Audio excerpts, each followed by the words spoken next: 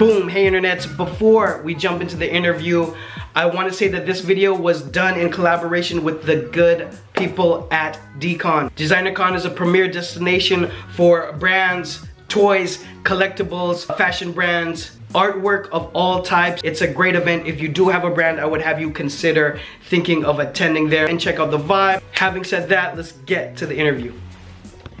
I want to say I met you knowing you as a super talented designer and illustrator, but how do you introduce yourself to people? Tell us what you do. All right, so my name is Kano. I guess I'm just in basic terms, I'm an artist, but under that umbrella, I work in animation, I do toy design, I run my own brand called Kano Kid LLC. And under that umbrella, I do client work, gallery work, I paint murals, kind of like I'm all over the place. I kind of just do different things in the art world. Right, I feel like when I follow you on your feed, I'm just always seeing pops of different projects that you're in on. So take us back. I know you went to college for illustration. Yeah, I went to college. Freshman year was illustration, and then I switched over to animation. And animation was my major for the last 3 years of college. Yeah. And then back then, I'm just curious. I mean, you probably didn't know what direction you were going to head, or did you think you were going to be like an in-betweener for a big studio, or what were your thoughts at that point? Yeah, back then. So we're going back to the late 90s. And back then, I chose to switch over to animation because I kind of wanted some sort of direction. You know, when you're in art school, it's all pretty vague, whether you're in illustration. At least back then, you couldn't search online for like a career path or what does it mean to be an illustrator? How do illustrators live, right? So I was looking around in school and I always liked animation. So at least with animation, I thought if I study animation, it's almost like a trade, right? It's like art as a trade. And I could go and I could work at a studio as an in-betweener would be the entry level for like a cleanup artist or an in-betweener for like an animator, a traditional animator back then. Yeah, back then the dream was, you know, when I was in school, it was like Disney feature, Warner Brothers feature. Like that was the goal. We wanted to work with, you know, I wanted to work with like Glenn Keane and Andres Deja and those guys. That was the animation dream, at least in art school back then. I see. So a lot of people don't know this, but before I met Alyosha and got into the whole world of fashion, for just maybe like a year or so, I was actually studying animation. Nice. Yeah, late 90s. So I actually was nice sketching then, and then I got into fashion. It was all flat sketching garments at that point moving forward. So you grew up, I don't know if college, in the early 2000s, and in that time you were in New York. Yeah, I'm born and raised in New York. Nice. Yeah, so I graduated in 1999 and I got started in the animation industry right after. So I finished school and I started. But yeah, so early 2000s I was already working, you know. So from that point till now, like I said before, I know you've been involved with a ton of different projects. Was there a project earlier on that kind of put your name on the map, or was a big milestone for you? I was in animation and I was like, okay, well, I got the job. I'm an artist. I'm doing my career. And then I started looking at all these graffiti books because I was always a graffiti head and you know, and hip hop head. So during my lunch breaks, or if I had a gap between classes, I would go to like Barnes and Nobles or whatever. And all these graffiti books were coming out and all of my friends were in them, right? I was like, man, I feel like I'm missing a wave here. And I love this stuff. And animation is like what puts money in my pocket, right? It's my career. So I started thinking, well, how do I, you know, I kind of want to exist outside of animation, right? So little by little, I started planting seeds in other places and going to different events and putting myself, for lack of a better word, putting myself within the cipher of the things that I wanted to be in, you know? So that was separate from my career. You know, my career was just like, that was my job, but culturally, I belonged to this other thing, right?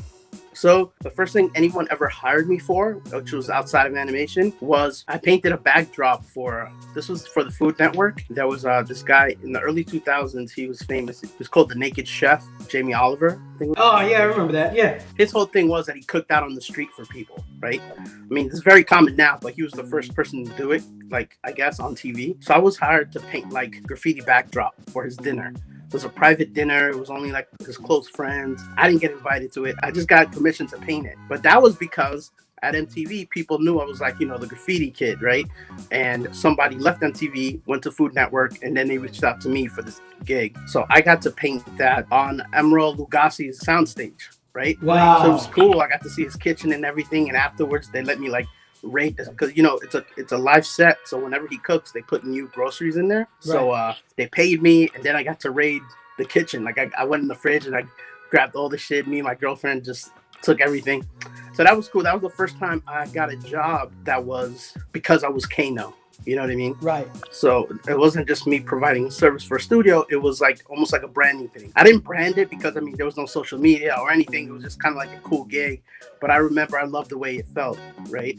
And I just remembered like, wow, I have to provide a service to make a certain amount a week. But then these other people are paying me twice as much to knock something out in a day, and that's just because I'm me. You know what I mean? So I was like, you know, I got a taste of it, and I kind of wanted to keep feeding that machine because I felt like it was rewarding. Right. That's crazy. So in a lot of ways, I'm sure that's the development of where you are now and continue to go as Kano, right? I mean, I'm sure maybe you do some contracted work, but is most of your stuff, everything is in and around Kano and Kano Kid? Yeah, for the last 2 or 3 years it has been. And what I made at my day job was the financial backing for all of my projects.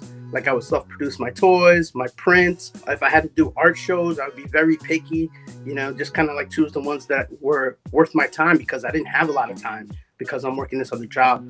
So, you know, I always prided myself on that because I didn't, you know, in the wave of like Kickstarters and all that stuff, my career was my financial backer, you know, so it gave me room to move, you know, it wasn't like live or die, I'm just doing this. But now it's sort of transitioned a bit where like I'm getting a lot more client projects on the Kano side under my brand. So ideally it's good, but like anything else, there's slow times, you know, and sometimes I got to pick up freelance work from the studios that I still have relationships with. So whether it's animation or toy design. Right, which is convenient because your studio is located in Burbank, like right there in the heart. Mm-hmm. So having said that, what are some really notable like Kano specific projects? Last year I did this project with Brisk Iced Tea, and it was a whole campaign. We rolled it out, and it was I painted these skateboards for Brisk, and that was a cool project. That was like had my name all over it. They did a couple of videos of me and like commercials almost. So that was really cool. I did a couple of murals for like Universal, and those were like anything basically that I get to put my name on. You know, if I do a mural for a client and it's like my name doesn't go on it, I don't usually share that. But if it's a client asking me to do like, oh, we want you to do a Back to the Future mural in your style, then I put my name and my branding all over it, and that's kind of part of the deal, right? So right. I've done some bear bricks with Medicom and Universal. That was the Kano production. I've done some t-shirts with Jordan brand. I've done so many various things. I worked with Madrid skateboards on some decks, and same, that was with Jurassic Park, officially licensed. Wow. I got to work with the Bruce Lee estate also on a couple of toys, so I got to